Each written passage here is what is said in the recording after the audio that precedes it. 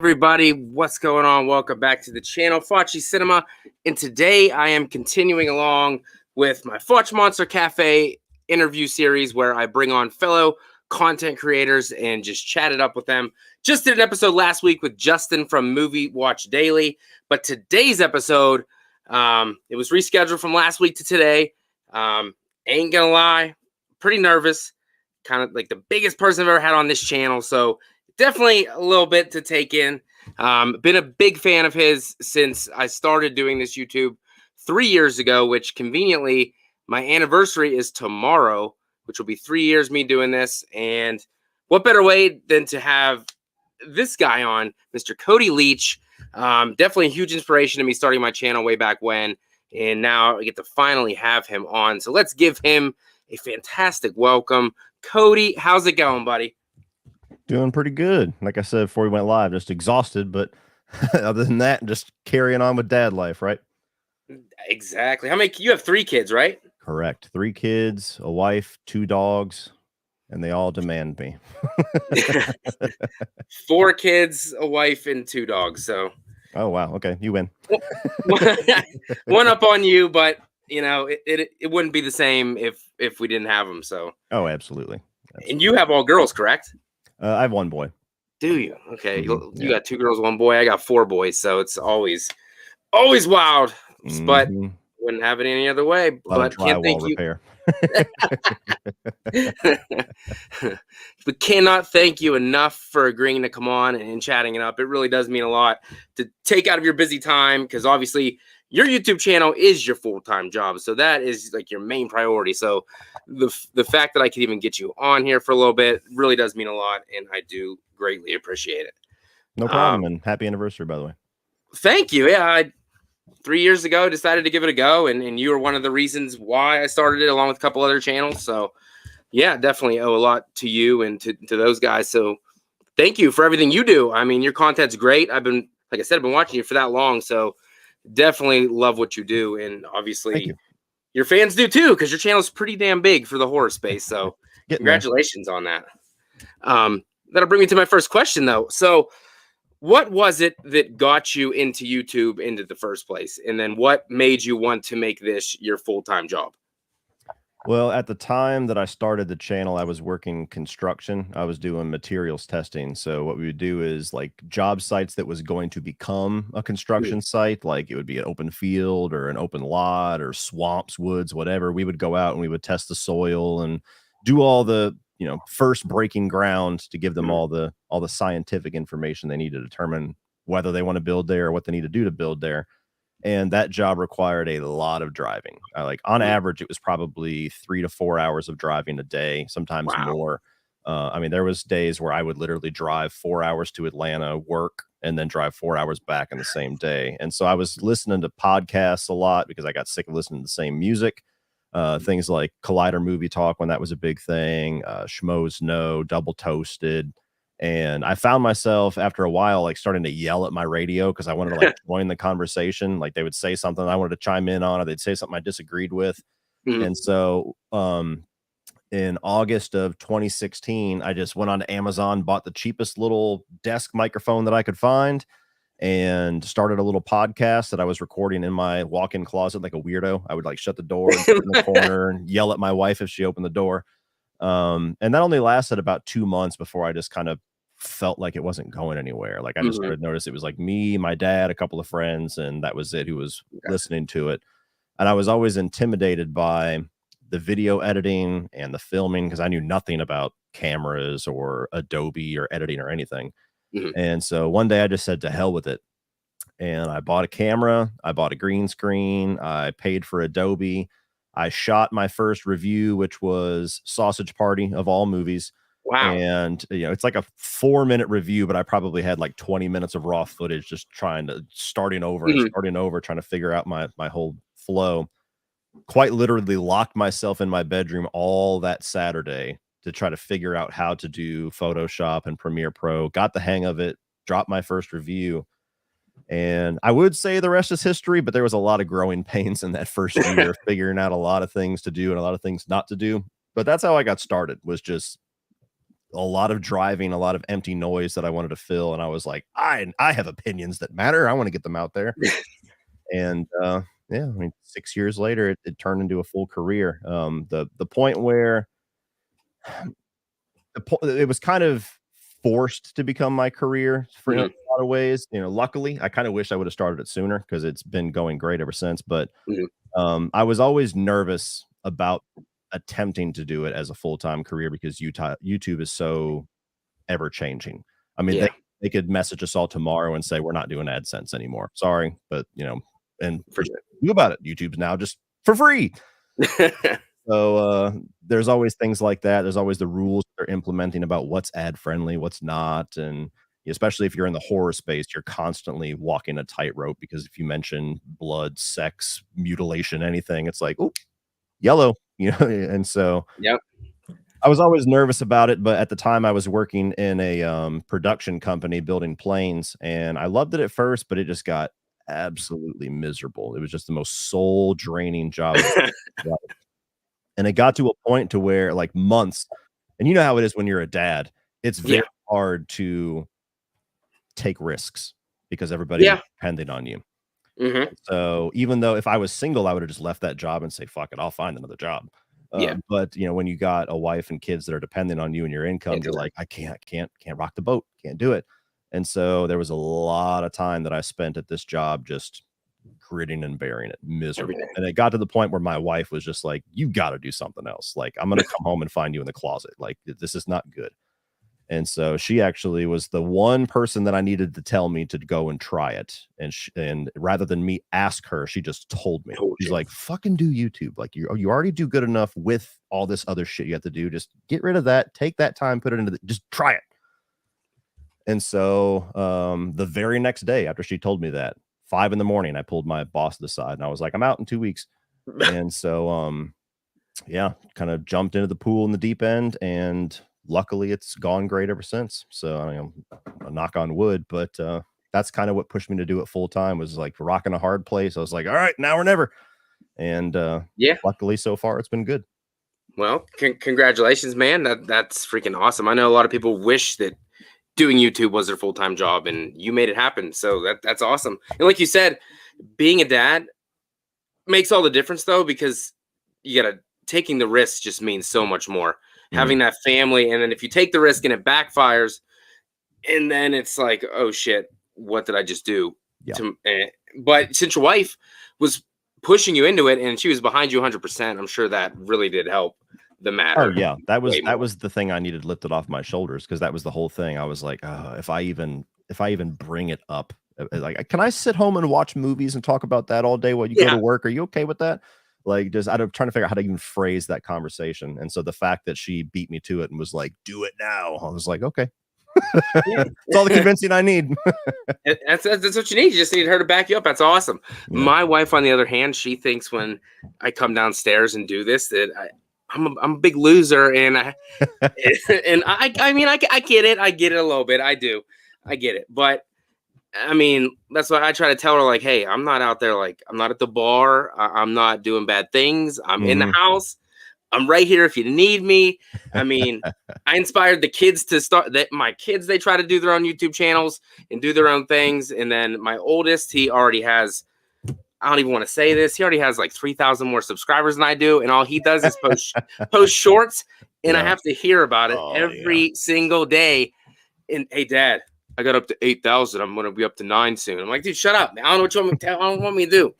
I said, we do two totally different things. And the horror space is already crowded, and there's already so many big boys that it's kind of hard for the little guys at the bottom to be there. But I just enjoy talking horror and talking movies. So I just stuck with it no matter what. If I make any money, I don't really care, because I'm not leaving my job anytime soon. So I'm fine.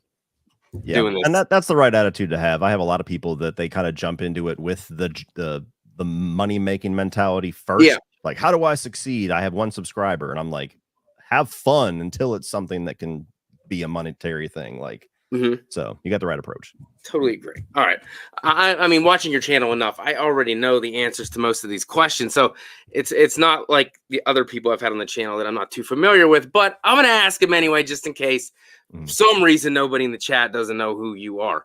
I know. So what, it's kind of dumb even asking this question. What is your favorite horror franchise? Ooh, that's actually not an easy one to answer. As far as slashers go, the two that I always talk about is Nightmare on Elm Street and Child's Play. Those are my top two as far as slashers.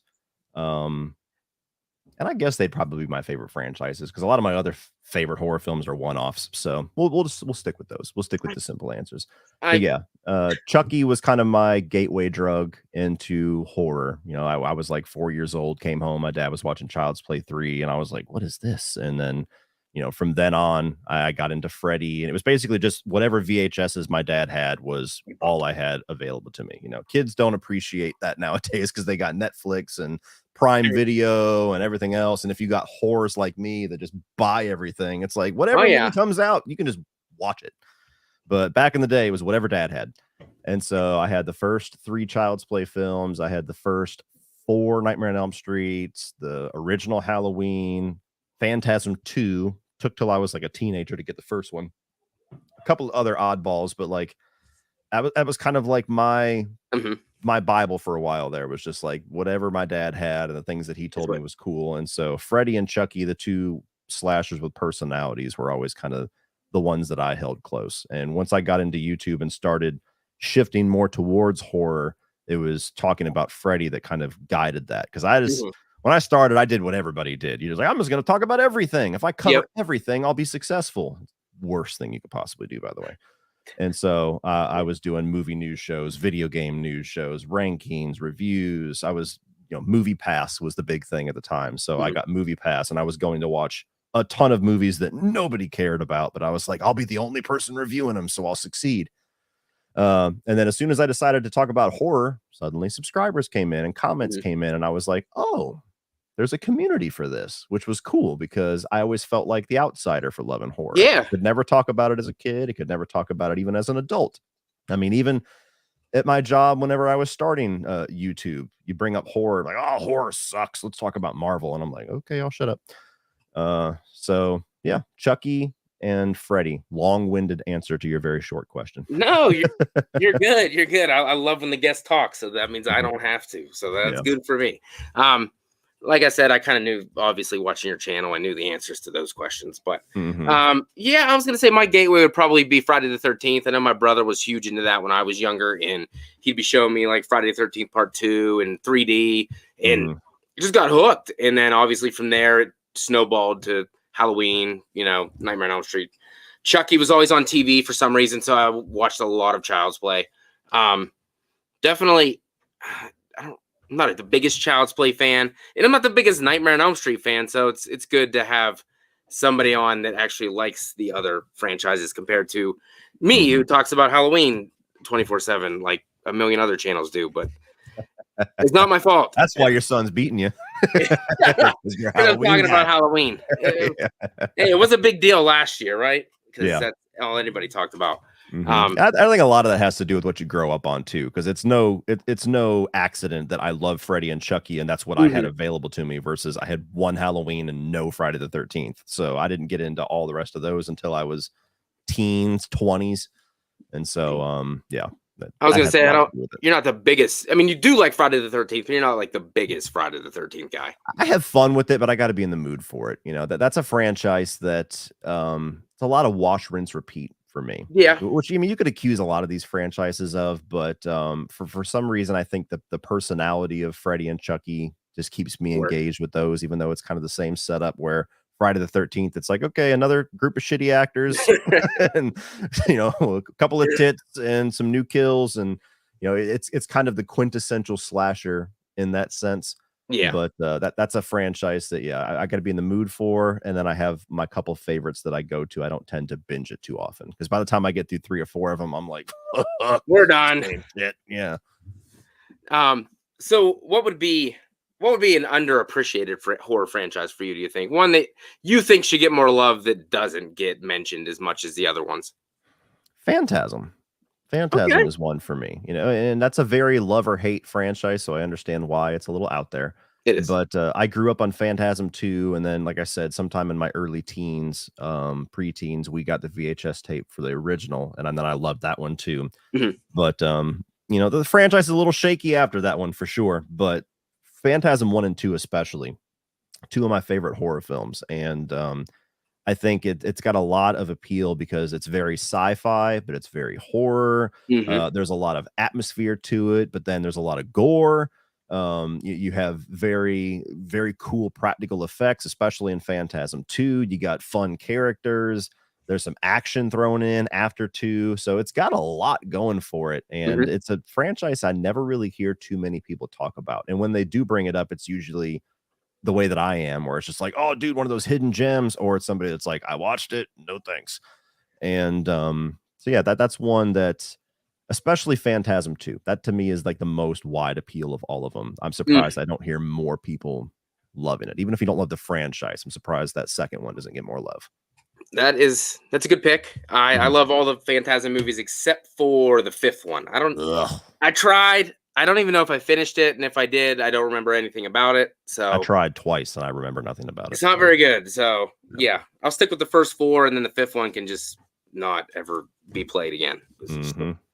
I mean, do you think that could be a franchise that could, get a remake or leave Phantasm alone?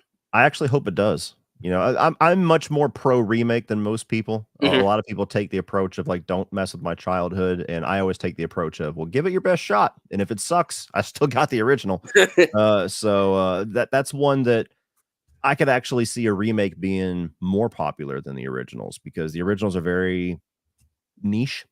Yeah. And so I could see somebody that loves the original, loves the first couple of them, kind of taking it and doing a more focused version of it, I guess, because even 5 movies in, it's pretty hard to nail down what the fuck that franchise is about. Okay. Because like All right. there's so many questions and different dimensions and angles, and it's just like, well, what's your interpretation? Because there sure as shit ain't nothing written in stone.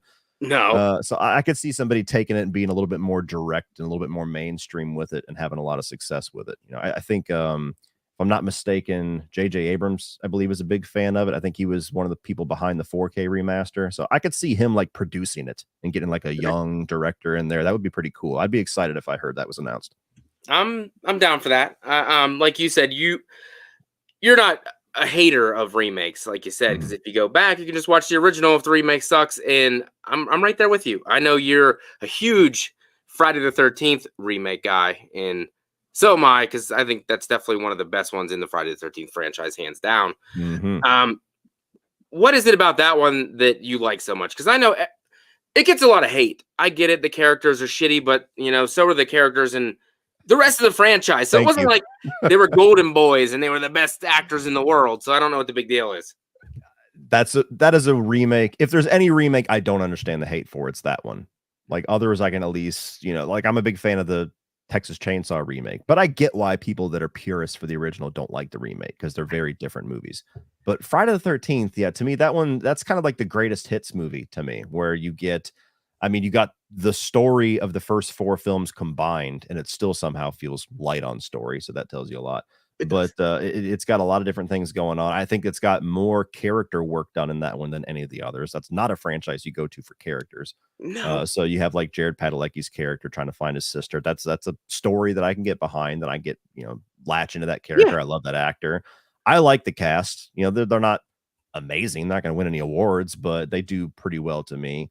A lot of people don't like Trent. I love Trent. What is?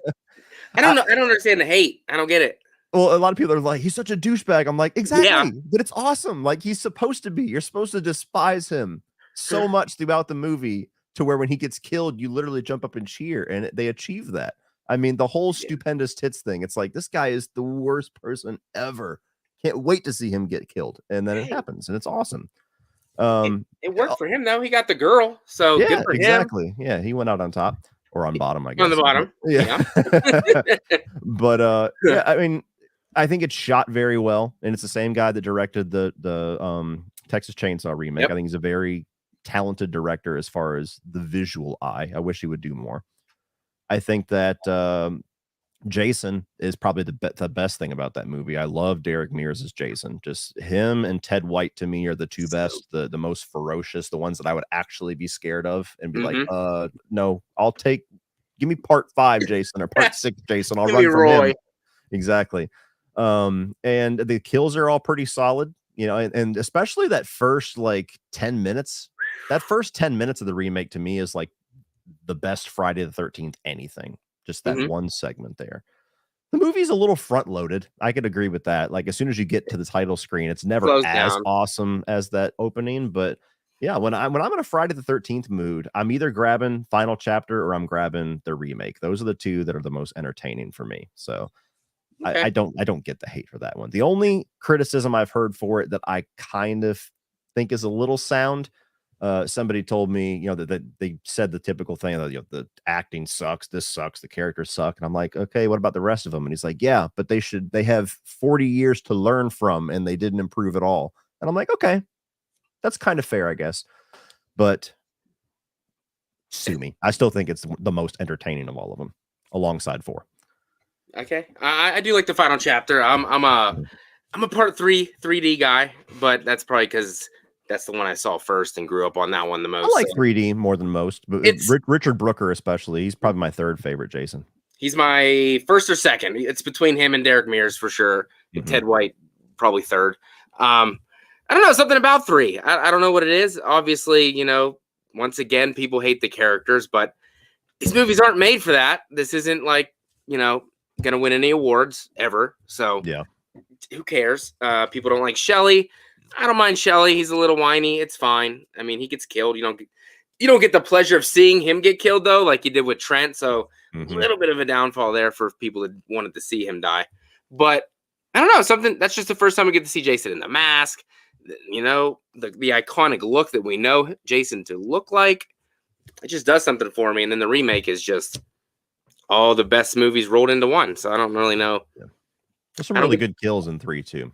3's got some solid kills. I was gonna say that has Andy's death is probably my favorite in the franchise. Which one is that one? The handstand kill. Okay, yeah.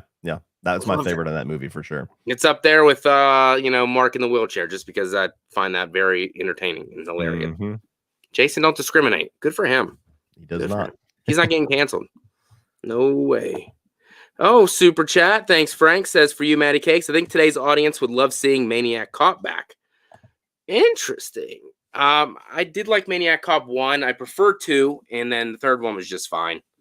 How do you feel about Maniac Cop? You a fan? I haven't seen them. I had somebody send me the Blu-ray set. I just haven't had a chance. That's the one drawback of having a full-time job talking about movies is that you can no longer just relax and watch shit. You're always watching shit for work. So yeah, it's sitting on the list. The list is ever growing. It's like I was gonna say you probably got a long list. Yeah, it's like a CVS receipt. It's okay. It's okay. I mean, the other day we were my last cafe episode I did. We were talking about movies that I haven't seen, and you know, I haven't seen anything like I haven't seen any of the Godfathers. I haven't seen pretty much any big movie outside of horror like ever. So I'm not the best guy to talk to about that kind of stuff. And when it comes to horror itself, I'm pretty picky actually. I've been trying to expand my horizons, watching different subgenres. I stick with slashers. It's pretty much what I grew up in, and that's what I kind of focus for. You, on the other hand, like you said, you have to, even if you don't want to, you kind of got to go down different avenues because other people that watch your channel are going to want to see that kind of stuff. So I get why you do it. I'm not big enough, so I don't care enough to go watch those movies. And I get criticized all the time, and it's fine. It really doesn't bother me. I just nothing wrong with knowing what you like. And I'm very simple, and that's the way it is. Like I didn't watch any like the Conjurings until like a year ago, so I'd never even seen those. I have not watched any of the Insidious movies, and I hear people say how good those are. They're just being a dad and working. It's just there's not enough time in a week to watch all these movies that I want to watch. So I kind of just trust me. I know what bread you mean. My toxic trait is that every time I actually have time to sit down and watch something, I almost never grab something that I've never seen before, and I'll throw on something that I've seen 100 times. It's just like a comfort thing. And Exactly. I have a couple thousand movies back there, and there's probably at least 200 to 300 of them I've never seen before that I've bought with the intention of watching, I that get you. just sit there while I throw on Tommy Boy for the 25th fucking time this month, and that's how it goes.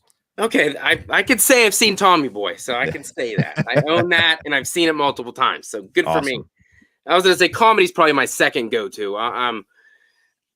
Everyone always says you should really like action movies because there's a lot of killing in those, and I was like, yeah, there is, but it's not the kind of killing that I like to watch. I mean, it's cool, and that makes me sound very sick and disgusting, but it's just I don't know. That's it. When I think of action movies, I kind of just think of my dad. You know, the older generation love action movies. I mean, not saying anybody can't, but that's just what comes to my mind, and I just never get into it, unfortunately. I hear you. I love me some action, so I'm an old knew school you hard, would. I guess. So all right. So what would be back to the horror franchises? I guess what would be one that you never dive into? Not it never even crossed your mind to even want to watch any of the movies in a particular franchise. Is there one out there like that?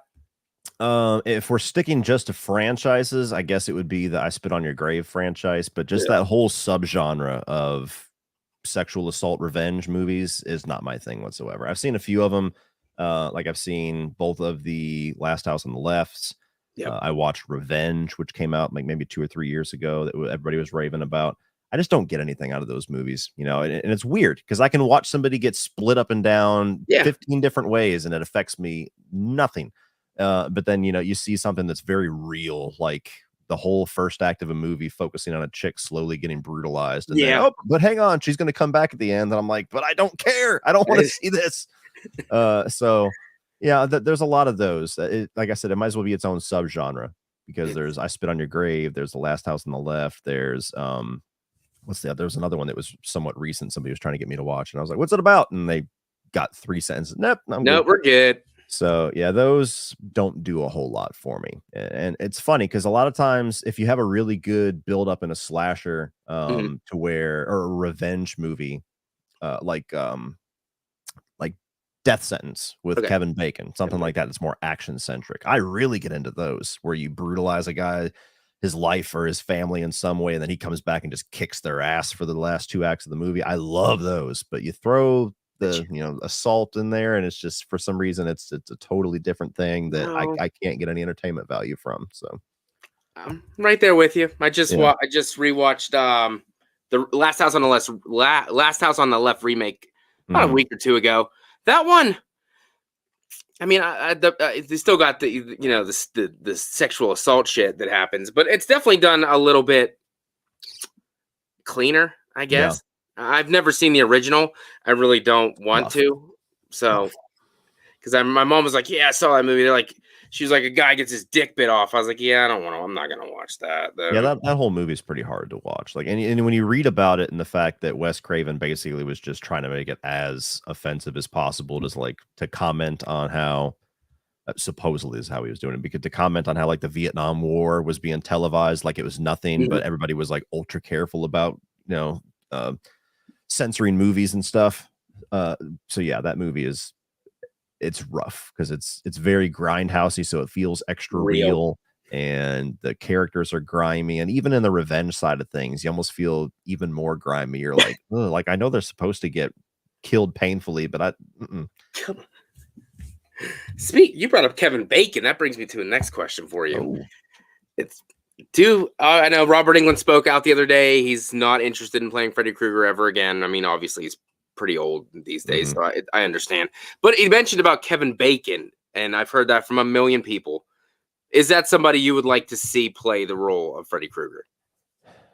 No. And it's not because he couldn't do a great job, because I think he could probably do an awesome job. But Kevin Bacon's not that much younger than Robert Englund. He's in his late 50s, early 60s, maybe. I don't know. He looks great. But Kevin Bacon's fucking awesome. And he's done some great stuff in horror. Like if you guys haven't seen it, check out Stir of Echoes, Hollow Man. He's done some really good stuff.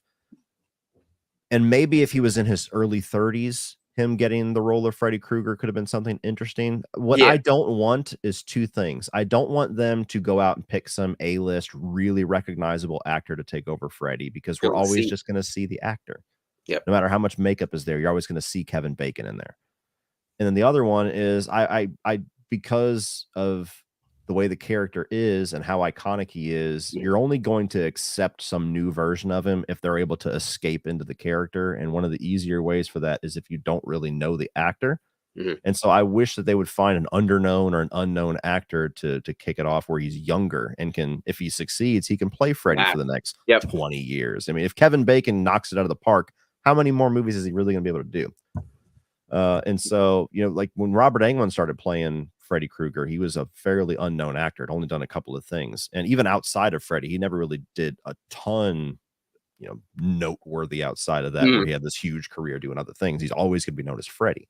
Yep. And so I want to see them not worry about just having a recognizable name on the poster. Get an awesome story, find somebody who's young, up and coming, that has huge passion for the character, that can do something that feels like Freddy but different.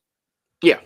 That would be the ideal situation to me. And yeah, I really wish, I've been saying for years now that Robert Englund should be allowed to just retire. Love the dude, nothing but Yeah. respect to him, but he's been saying for years now that he's done. And people keep asking him. People are going to keep asking him until he dies. And the Yeah. fact that he has to keep saying, I'm done, I'm done, I'm done. And, this most recent article where he's like, look, I've got arthritis. I've got a bad back. I'm in my 70s. There's no reason that I should be Freddy. Somebody else needs to do it. And somebody's still going to read that and be like, but You come sure? on, really? You sure? So yeah, I wish people would just take no for an answer and we can start to move on. Jackie Earle Haley did the best that he could. The movie let him down. He Yeah, didn't he let was the movie fine. down. Yeah. He had some creepy lines. It wasn't his fault. The makeup and everything looked like garbage. Yeah. A better movie, he would have done great. And I think he did pretty damn well with what he had to work with. I agree. Super chat from Rosie says, "Hi Cody, big fan of your content. What is your Hello. favorite horror decade?" Well, thank you so much. Easily the 80s. I'm just an 80s whore. Like when I looked at my top 50 horror, top 50 action, top 100 movies, I'm like, man, I really don't watch anything outside of the 80s, do I? So yeah, that's to me easily the golden era. That as amazing as we've had certain movies and eras come along, 80s is just like gold to me. Right there with you. Mm-hmm. I agree. And I was gonna say, unfortunately, if I'm not mistaken, me and you didn't get to, live through the 80s. So No, I missed the 80s by 12 days. I was born in 88, but what's that good for me? I can't watch their movies at 1 year old, so exactly. Kind of screwed me over there too. So we missed out, but that doesn't mean we can't just go back and rewatch every freaking amazing 80s movie there is, because 80s is the best. 90s, you would think that we would have a greater appreciation for, which I do love some 90s movies. I mean, but there's just something about them. They look different. They feel different. Yeah, 90s is weird because I feel like the 80s never stops being cool. Even the stuff that looks aged, it's like, yeah, but it's fucking 80s. It's cool. Yeah. 90s has like the opposite effect, where you look at it, you're like, Ew. And I think it was Puppet Master that I watched, and I was like, this is 90s as fuck. And it's just it's not a compliment when you say that. Where if I say that's 80s as fuck, you're like, hell yeah. What? Yeah. Fucking Puppet Master. I just freaking rewatched 2 of those the other day. They are, I don't know. They scared me as a kid. I'm not gonna lie. The puppets were creepy. They as scared shit. me as an adult. Them puppets are creepy as Not in shit. the way that they wanted, but yeah. But the puppets are like good though. Like they're killing like bad guys. So kinda. So good for them. I've only seen 2 of them, and there's like 17. So I'm talking out my ass. They might get good at some point. No, they can't get in. No, they can't. There's if the first 4 ain't good, the rest of them aren't going to be any good. I think there's like 13. There's a lot. I was looking it up the other day. I was like, I don't want to watch these. Yeah. Charlie Greer says, what do you two think should happen in Scream 7 to avoid any mistakes they made in the last one? Oh, man. I haven't even thought about Scream 6 in so long. I'm struggling to remember what the hell my issues were. I know it got really dumb for me in the last 10 minutes. That seems to be the consensus. It seemed to me, and I'm not saying that they have to do this, because on one hand, I think this is a really stupid idea, but on the other hand, I think it could be awesome if they execute it 100% correctly. It Mhm. seems like the first two in this new trilogy is really hinting towards Stu coming back, and I know that's been a popular thing on the internet even without this new trilogy. But if you put some of the pieces together, and the Scream reboot very much mirroring the first film, and then this last one really mirroring Scream 2, you get to Scream 3 and all the reveals that are there about there's one guy pulling the strings that we never knew about. Mhm. It just seems like it's putting all the pieces together for that to happen. Whether or not it will, we won't know. But I mean, they damn near did it perfectly. I thought Scream 6 was fucking awesome until like the last 10 to 15 minutes. As soon as Ghostface revealed themselves, I was like, oh. And Ew. then it seemed like the acting caliber dropped, the logic of the movie went out the fucking window, and they're just dumb shit where the one I always point to is where you got Ghostface that just watched one of the protagonists kill another Ghostface, and he points the gun at her and then runs holding the gun. That's just like, what the fuck is that? And so, yeah, I don't know. If we could just avoid that and just do what you did in Scream 6, I'm good. Just land the plane, because that plane just crashed into the ground in that one. I don't really think they care who the killers are at this point. They just want the rest of the movie to be good, and then we'll make this guy over here the killer, the guy behind that curtain over Yeah. there. That I was right. I'm right there with you though. I liked the movie a lot up until they took the mask off, and then I was like, what? That guy, the old cop, and then what? It took me out of it. I did watch upon rewatch. I mean, I liked it a little bit better because I knew what was coming, so it wasn't like that big of a shock.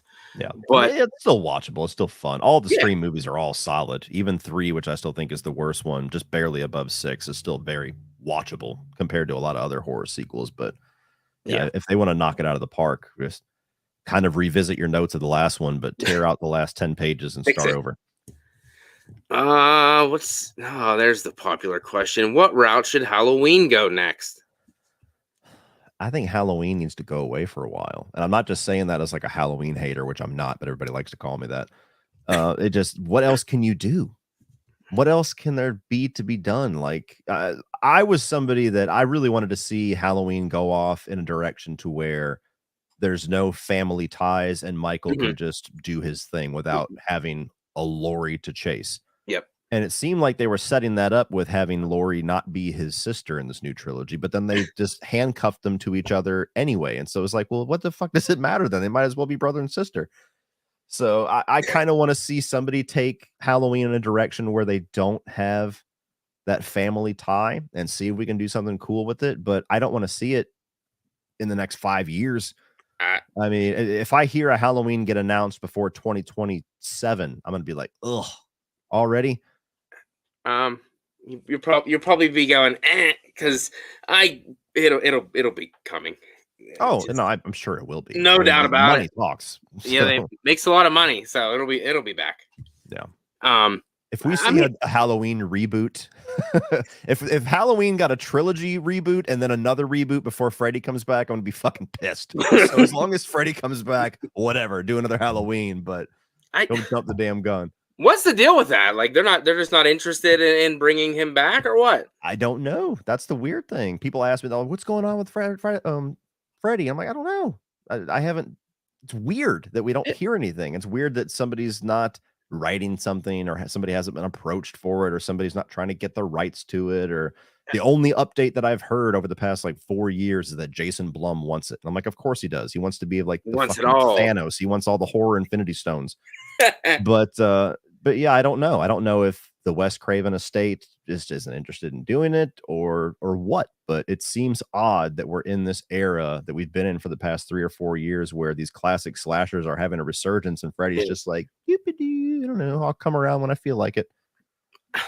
Unless now they're just waiting to see. Maybe they want to see how the Friday the 13th TV show does. Maybe they want to see if that hits Maybe. it off, and then we'll just go the TV route and do that. Speaking of the Friday the 13th show, I mean, I'm not an A24 guy like at all. I don't really like anything they put out, so it kind of makes me nervous of how that's going to turn out. Do you have faith that they're going to deliver a great Friday the 13th television show, or you think they're going to try to make it too artsy and just mess it up? I don't know what the fuck to expect from that thing. Everything about that is weird. A24 and Friday the 13th in general is weird. Friday the 13th as a TV series, when that's a series that has never really had any story, and now you want to have 10, 12 hours of story, is weird. The going back and having it focus on Pamela when, despite how cool that character is, Jason is the face of the franchise, is weird. So it's either going to tank or it's going to be incredible. I don't think there's going to be any possibility in the middle. Now the showrunner is fucking awesome. That's the guy that did Hannibal. Okay. And Hannibal was incredible. So if it's even 2/3 as good as Hannibal, that might be the best Friday the 13th anything ever. but yeah, that whole thing is strange. Like, that's almost like you read that and you're like, is it April Fool's Day? That feels like an April Fool's announcement. It kind of does. And it's real. So yeah, I did no clue what the hell to expect from that. Okay. I know a lot of people are positive. I'm kind of just right in the middle. Not sure what to think. It's different enough to get me interested for sure. Like, I'll be watching it day one. Yeah. Going, what the fuck is this thing? Let's see. But yeah, if I was a Friday the 13th fan, I would be just puzzled. You'd have those little question marks just floating above like a cartoon the whole time. Hey, Sledge, what's going on, hey. Kid? What's up, buddy? Sebastian says, Matt and Cody, do y'all think this requel trend is getting kind of tiring? They've kind of done it to death, in my opinion, and a lot of fans want them to do it with Nightmare and Friday. Your opinion? I kind of agree, but it depends on execution. For me, it's not that the trend is kind of getting old. It's that they're all doing the exact same approach. They're all deleting everything but the original. They're all titling their movie the same as the original. No subtitle, no numbers, no nothing. It's Halloween again. Candyman again. And so more so with Nightmare, I just don't think that Nightmare on Elm Street has to follow that trend. And I would be kind of annoyed as a fan if they're like, well, we just got to do what Halloween did. And we got to do what Candyman did. And so that's where I kind of get a little bit burnt out. I want to see, like, if I was in charge, not to say that I'm the smartest dude in the world or like my idea would be awesome, but like if I was in charge of the Nightmare on Elm Street franchise and it was my decision to make, I would be like, okay, this is what we're going to do. We're going to go back and we're going to do a direct sequel to Dream Warriors. We're going to delete everything after, 4 and onward is gone. We're going to have 1, 3, and then our movie. And I would start from there to where you can play around with the dream powers and have like the kids of the surviving Dream Warriors. I've pitched my version of this a couple of times, so I won't go into detail, but I would want to see them do the requel thing, but do it a little differently. Don't delete everything after the first film. And then we have to have Heather Langenkamp come back and take revenge on Freddy 40 years later. It's like, that sounds familiar.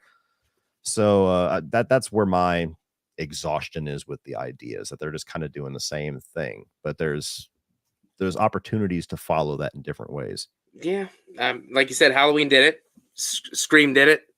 Texas Chainsaw tried to do it. That was really bad. I mean, I didn't mind the movie. A couple of times. They only went back to the original. Chainsaw has been rebooting itself continuously for like 10 years. I know. How many movies are those? There's a shit ton of those too.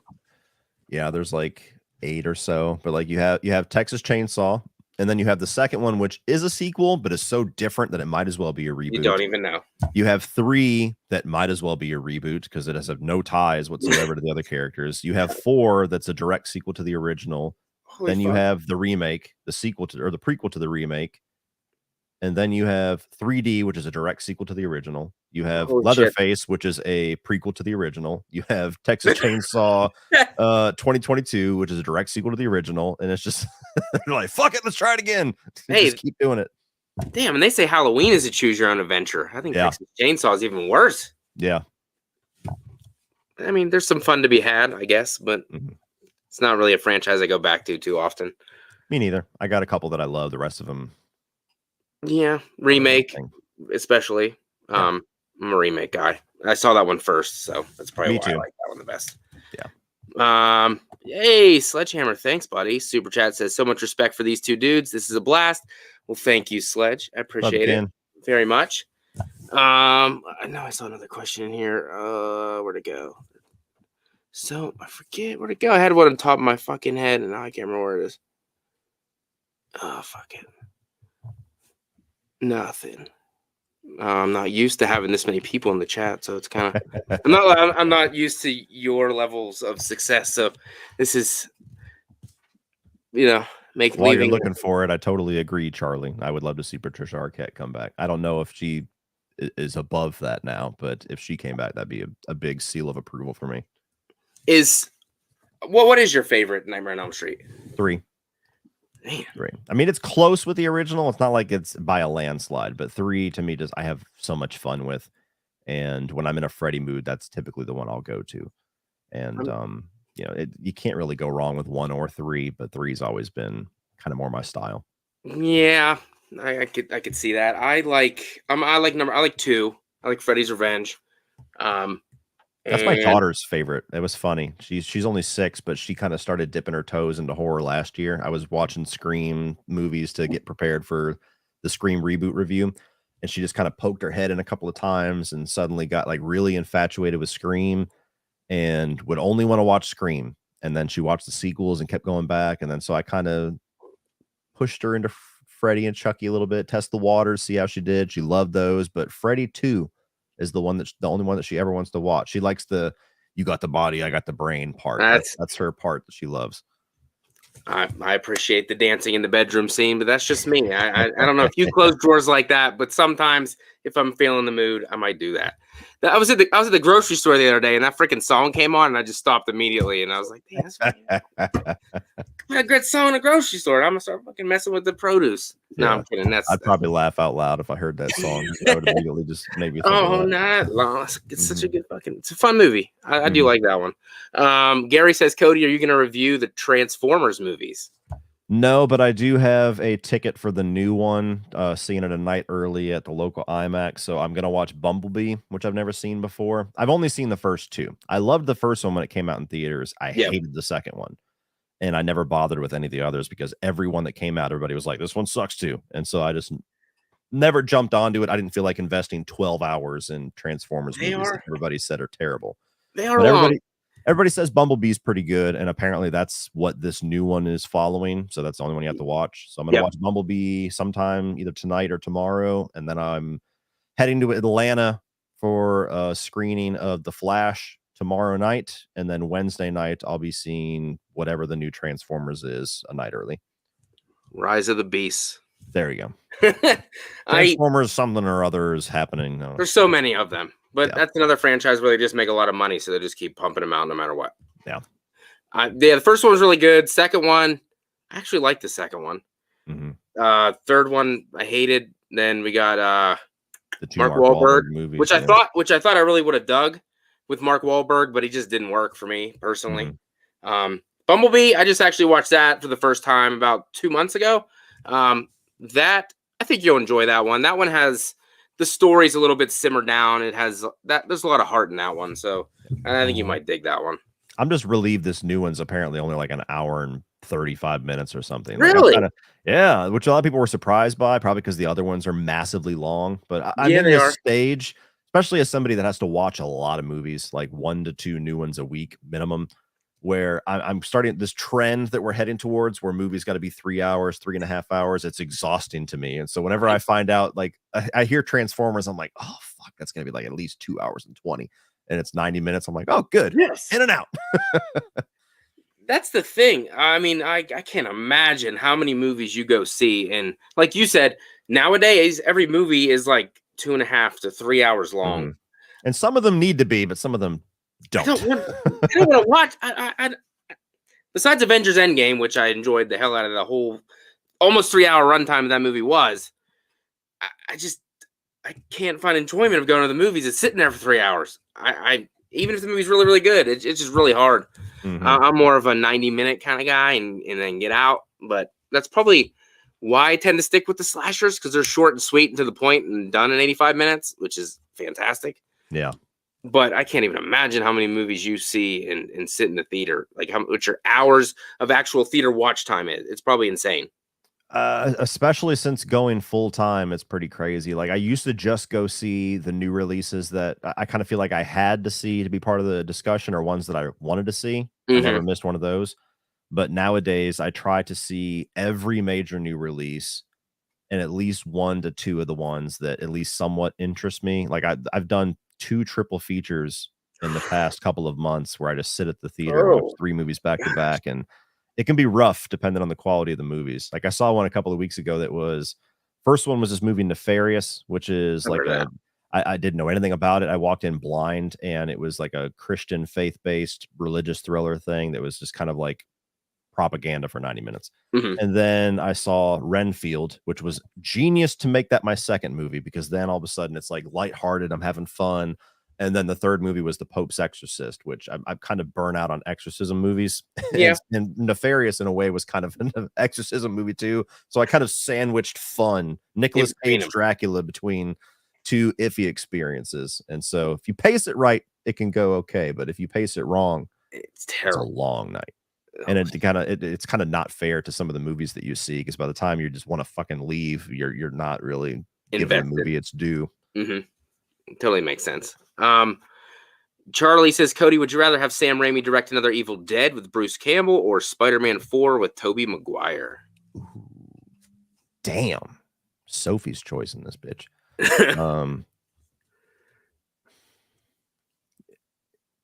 Before No Way Home came out, I would have taken Spider-Man. But I'm actually really intrigued to see what they're going to do with Tom Holland's Spider-Man now that things have kind of reset and he's able to hopefully just do a traditional Spider-Man movie in New York, which I really, really want to see. Yeah. So being that that's what we have coming down the pipe, seemingly, I would want to see Sam Raimi and Bruce come back and do one more. If you had asked me just 2 years ago, I would have easily taken Spider-Man, because I love the Raimi trilogy, even the third one. So I was going to say, does that mean is Maguire your Spider-Man? Okay. Absolutely. Yeah, that first Spider-Man movie was pretty awesome. It was pretty mind-blowing when I first saw it. And it was funny because I didn't really know who Tobey Maguire was. And I was young enough to where I didn't know who he was, so that automatically means that this guy must suck. I'm like, what the hell? Like, who is this? And why is he Spider-Man? Like, it should be like Arnold Schwarzenegger or somebody that I love. And then I go see the movie and I'm like, damn, no, that's Spider-Man. And then Spider-Man 2, one of my favorites of all time. Spider-Man 3, totally fair if you hate it, but I love it. So yes, Toby. We haven't had a bad Spider-Man as far as the actors go, but those 3 movies to me are very special. So that's my Spider-Man. Okay, mine's Garfield, but I don't know why. I know people don't love those 2 movies in the middle, but I love both. Well, see, there's the weird thing. Spider-Man is like where you really see how fake a lot of fans can be online, because I'll tell you this, I remember very vividly, and I'm sure you do too, how popular the first 2 Spider-Mans were for Sam Raimi. And then the third one came out, and I don't remember people hating on it so much, but the third one came out and you kind of felt everybody lose their enthusiasm a bit. And when The Amazing Spider-Man came out, I didn't hear a single person talk about that movie that didn't say, this is so much better than the other 3. Like, everybody was like, suddenly, this is the greatest thing ever. And then The Amazing Spider-Man 2 comes out, and then it's Spider-Man 3 all over again. Everybody kind of loses their enthusiasm. And then Tom Holland has a movie, and they're like, this is the greatest one we've ever had. And then by the time you get a couple of those, now all of a sudden with No Way Home, everybody's a Garfield fan again. And it's like, you fuckers hated him for the last 2 movies. And so Spider-Man especially is one of those franchises where I'm just like, I want to see the receipts of what you said back in like 2007 when this was happening, because I don't think that you're consistent here, sir. So yeah. You're right. Most people I talk to do not like the middle 2 movies at all. I don't got a problem with either one of them. I like them both. I think they're fun. And Tom Holland's, they're good elements about them. Mostly Andrew Garfield and Emma Stone, like their chemistry, I think is off the charts as far as like the Spider-Man and love interest. That's the best of all of them. Yep. I think that the thing that hurts the Garfield movies is that it was just too soon to reboot it. Okay. They just rebooted it on a dime. I don't think people were ready for it, so it didn't hit the same. It didn't penetrate the way that the Raimi trilogy did with some of us. That's true. I'm just glad that they for No Way Home they brought Garfield back, though. I mean, because a lot of people probably would be like, I don't really care if they bring him back, just bring Toby. But I was excited when I seen both of them on there. I was got some feels inside your body when you seen both of them come back. Mm-hmm. I mean, I'm not the biggest fan of the new trilogy of the Spider-Mans. They're fine. They're good, obviously, in their own rights, but I tend to stick to Tobey's and Garfield's if I had to choose. Yeah. Let's see. Which remake or reboot horror film do you feel is better than the original? I say Evil Dead 2013. I get a lot of shit because I have a number of movies that I think the remake is better, and some of it's probably because some of these I saw before the original, and some of it's just because I, I have a weird opinion, I guess. I would agree. Evil Dead 2013 is my favorite of the four.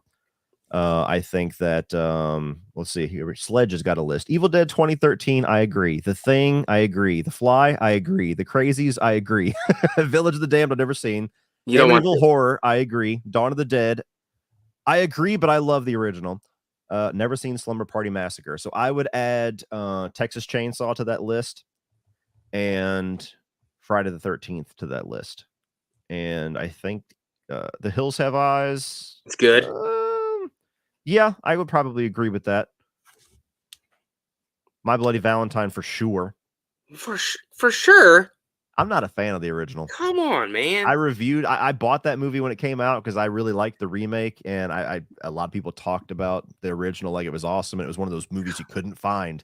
And then suddenly Shout Factory did its magic, and I was like, yeah, and I watched it, and I was like, ooh. What? Come on. It's like one of my favorite slashers of all time. And I don't know why, because every time I watch it, I'm like, why did I talk myself in so deep to liking this movie? And I'm like, I gotta stick with it now, no matter what. Yeah, it's fun. I don't know. Somebody said The Blob. I've actually never seen the original, so I can't say for sure, but I do like the remake of that one a lot. I watched that not too long ago for the first time. That was a fun one. Yeah, it's pretty. I got criticized for the Evil Dead 2013 because I was told that's not a remake, so I got criticized for that. Yeah, I've heard people. Fine, we'll call it a reboot, whatever. But people get so weird with their titles and semantics. It's still a different story. It's a remake until The Stinger, and then that shows Bruce Campbell, and then you're like, wait, is it a sequel? But they haven't really. It exists in the ether somewhere between those two terms. We didn't even have these terms that long ago. Somebody said Rob Zombie. Whatever movie follows the word Rob Zombie, I disagree. Hey, the Monsters. Okay, so yeah, I don't know. I really don't like Rob Zombie movies, but for some reason I keep buying them just to have them. I want to love them. I swear to God, I think the maybe guy that's what it is. I think he has the potential as a director to deliver one of the best horror films ever, as long as he lets somebody else write it. But he never will, because he likes to control the whole thing, and all the power to him. Nothing but respect. Yeah. But his writing does not work for me whatsoever. And I have one of my most unpopular opinions. The only movie of his that I genuinely really like is Halloween 2. And most people despise that movie for reasons I totally understand. But that shows how much I dislike a lot of his other movies, if that's my pick. Not another Rob Zombie Halloween 2 fan. I can't take this anymore. Yeah. It's me and the other three are holding the flag. I think it's becoming the cool thing to do, I think, nowadays. Not saying you're one of those people, but no, I got video evidence from back in 2016. So Ali's always had that. Cool people. I've never liked that movie, and I still don't. I try to watch it. I just don't. I don't get it. Yeah, I get it. That's not a movie I would die on the hill for. Okay, that's one I'm just like, look, I don't know. It works for me, but I get it. Oh, thanks, Jason. Appreciate that. I think it's a super sticker, but I can never see it, so I don't know what it is. Yeah, that's a pain in the ass with StreamYard. I can never see him either. I'm just like, thanks for the donation. I don't know what emoji. I don't know what it is, but thank you.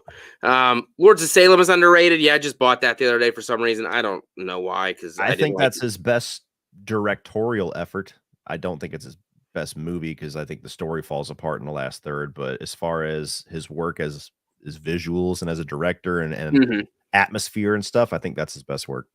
That's what I hear. I watched it once. I didn't get it, so I figured I bought it and give it another shot. Yeah. Take a couple more questions and get Cody out of here because he's a busy man and he's tired. So I'm glad he stayed this long. I really do appreciate it. No problem. Charlie says, which last summer movie is better? I Know or I Still Know? Or the remake? I don't love any of them, but I would probably pick the original. Like I think I Still Know What You Did Last Summer kind of has a bit of a so bad that it's good quality to it, especially Jack Black. Jack Black's character. But yeah, the first one, it's good. It's fine. You know, that's that 90s era slasher that's trying to capitalize on the Scream thing, but not doing anything near as impactful as Scream. Nope. But it's watchable. You know, And I like the cast. That's kind of my nostalgia in and of itself. Having Jennifer Love Hewitt and Freddie Prinze Jr. and all them, where it's like I remember when they were on top. they were awesome. But I was shocked genuinely when they announced they were doing a remake of that, and excuse me, a requel of that. I don't know why. Jennifer Love Hewitt and Freddie Prinze are coming back. Like, it's cool in its own right because I love those two. And I kind of want to see what they do coming back. But I'm just like, what else is there to do? The Fisherman took 40 fucking years to come back. Like, what's happening? So it's 40 years. Is it really going to be 40 years? Well, I guess it'd be 30 years. Excuse me. Okay, yeah. So 30 years. But Ben was like old. Like he was like middle aged. So now he's like 90. His other son. Oh, not Ben. He's dead. This is a different guy. Yeah, Ben's son. Ben Benson. Get it? Yeah. That was creative. Ugh. You know what? I'll let you kill me for that. That was a good one. Ben Benson. That movie's fun to watch if you just want to have fun with it. Like, you could probably like just get some of your rowdy friends together and just laugh at all the ridiculousness. laugh how ultra alpha male that Mekhi Phifer is. Mekhi Phifer. The whole fucking movie. Such a dick. The whole movie he just wants to fuck. He's just like, God damn it, what now? Sebastian says, do you have any 70s horror you enjoy? Well, Black Christmas and Halloween for me. 70s horror was the question? Yeah. Yeah, Black Christmas and Halloween. I would also throw The Omen in there. The Omen's incredible. Classic. What about that remake, huh? No, I'm really not a fan. For somebody that defends the art of remakes, I really can't stand shot-for-shot remakes. I understand if it's a foreign language transfer, like if it's a foreign film and they're making an American shot-for-shot, I get it, because there are some people, and I used to be one of them, that can't stand watching subtitles, and those people, it's a shame that they're not going to experience some of these awesome stories. So I'm in favor of those. But if it's an American movie and you're just doing the same exact thing, same script, same shots over and over again, to me, it's just like movie plagiarism. Okay. And so I don't. There's no reason why that cast couldn't have done a version of The Omen with a new script and done something different with it and been awesome. But the fact that it's shot for shot, I'm just like, there's literally no reason not to just go watch the original. So that means you're not watching Psycho 1998. Well, then no. Forget you. The funny thing about that one, though, is that was done for a purposeful experiment, and there's a couple elements to that one that I prefer to the original. I prefer William H. Macy's version of Harbogast. He was good. I prefer Julianne Moore as the sister. End of list, probably. But yeah, Vince Vaughn, I couldn't stop laughing. Yeah, there's some entertainment value to have with. I don't think they were going for that, but I couldn't stop laughing. No, not at all. Yeah, there's few examples of somebody being miscast that are more prevalent than that one. Vince Vaughn. Oh my gosh. That was a riot. Hey, it's a good movie because it's shot for shot the original, so it's just an updated classic. I'm just saying. Yeah, I've heard that argument from some friends of mine where they're like, by default, it's a good movie, and I'm like, okay. See, I'm not wrong. I'm not wrong. A couple more, and we'll get you out of here. Charlie says, would you choose Mike Flanagan or James Wan for A New Nightmare? Flanagan. I love James Wan, but I feel like his version of Nightmare would be very predictable. Like, I could kind of just envision what a James Wan Nightmare would be, where Mike Flanagan, I feel like, would have a lot of surprises in store. And his tone, Wan is a lot more style and a lot more camp and, gore and things like that, which I love. But Flanagan is more subtle, I guess, with some of his things. And I would want to see his version of it. I would answer the question, but I'm going to be honest. I don't know directors at all. So I'll go with Wan just because I know who that is. James Wan did Saw, Death Sentence, Furious 7, Insidious, The Conjuring. Yeah, so I know him. Aquaman. Flanagan has done he's done a lot of Netflix horror films and some Netflix series like Haunting of Hill House, Haunting of Bly Manor. I've heard of those. Hush, some things like that. I've seen Hush. What's the Oculus, the one with the mirror? Heard of it. Yeah. That's the thing. Like, I don't review movies at all anymore because honestly, I don't know that many. I don't know that much about directors, and I don't try. That's one thing I don't try to pretend. People ask me like, "Who do you want to direct this?" I'm like, I don't really care, to be honest. Yeah. I just give me a good movie. I don't really care who directs it. Just make it a good movie and a good story and make it fun. And that's pretty much all I care about personally.